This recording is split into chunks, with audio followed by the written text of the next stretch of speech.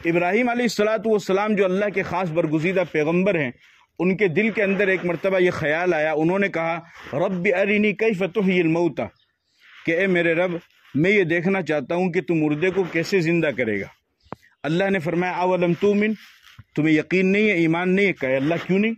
ولکن لیطمئن قلبی، میں آپ کا نبی ہوں، مجھے اگر یقین نہیں ہوگا تو کسے یقین ہوگا؟ لیکن ایک انسان کی فطرت ہوتی ہے بھائی تھوڑا سا نمونہ دیکھے، معجزہ دیکھے، تو کہ اللہ میں تو بس دیکھنا چاہتا ہوں کہ آپ تھوڑا سا مجھے کوئی نمونہ دکھا دیجئے کہ جس سے مجھے اندازہ ہو جائے۔ فرمایا ٹھیک ہے۔ اللہ نے فرمایا ایک کام کرو، خذ اربعۃ من الطیر فصرہن الیک ثم اجعل علی کل جبل منہن جزءا ثم ادعہن یاتینک سعیا۔ ایک کام کرو، 4 پرندے لو۔ کتنے پرندے؟ 4 پرندے۔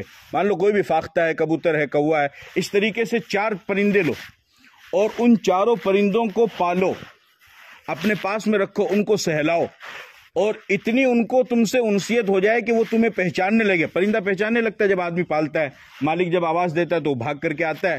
تو فرمایا کہ ان 4 پرندوں کو پالو، ان کو سہلاؤ، یہ تمہیں پہچاننے لگے۔ چنانچہ انہوں نے 4 پرندوں کو لیا، ان کو پالا، ان کو سہلایا، وہ 4 پرندے ابراہیم علیہ السلام کو پہچاننے لگے۔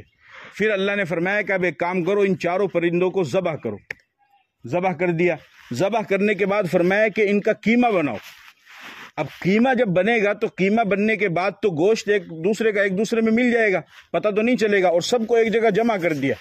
اب پتہ نہیں چل رہا ہے کہ یہ فاختہ کا گوشت ہے یا یہ تیتر کا ہے یا پھر یہ کوے کا ہے یا پھر یہ کبوتر کا ہے، کس چیز کا کچھ پتہ نہیں چل رہا ہے۔ فرمایا کہ اب آپ نے ان کا 4 کا قیمہ بنا دیا ہے، اب ان کو لے جا کر کے پہاڑ پر رکھ دو۔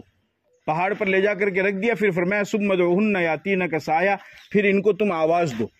اس 4 پرندے کے گوشت کو ایک جگہ قیمہ بنا کر کے پہاڑ پر رکھ دیا، اور رکھنے کے بعد دور ابراہیم علیہ السلام گئے اور وہاں سے آواز دی، مثال کے طور پر فاختہ کہا یا یوں سمجھ لو کبوتر کہا۔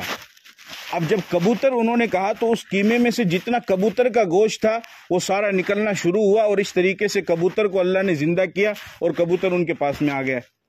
اس کے بعد پھر انہوں نے دوسرے پرندوں کو آواز دی فاختہ کو، تو فاختہ چنانچہ تیار ہوا، اس میں سے نکلتا رہا، دوسرے کسی بھی پرندے کا گوشت اس میں شامل نہیں ہوا، صرف اور صرف فاختے کا گوشت اس میں شامل ہوا۔ اس طریقے سے 4 پرندے کو اللہ تعالیٰ نے ان بوٹیوں میں سے نکالا اور ان میں سے زندہ کر کے ان کے پاس میں بھیج دیا۔ فرمایا کہ جس طریقے سے یہ 4 پرندوں کا گوشت ایک جگہ مل گیا، ان کا قیمہ بن گیا، اس کے باوجود بھی میں نے ان کو الگ الگ کر کے دوبارہ زندہ کر دیا ہے، اسی طریقے سے انسان مرے گا، اس کا نام و نشان نہیں رہے گا، اس کے بدن کا ایک ایک حصہ، ایک ایک ذرہ مٹی میں مل جائے گا، پھر بھی میں ان کو اسی طرح زندہ کروں گا جس طریقے سے ان پرندوں کو میں نے زندہ کیا۔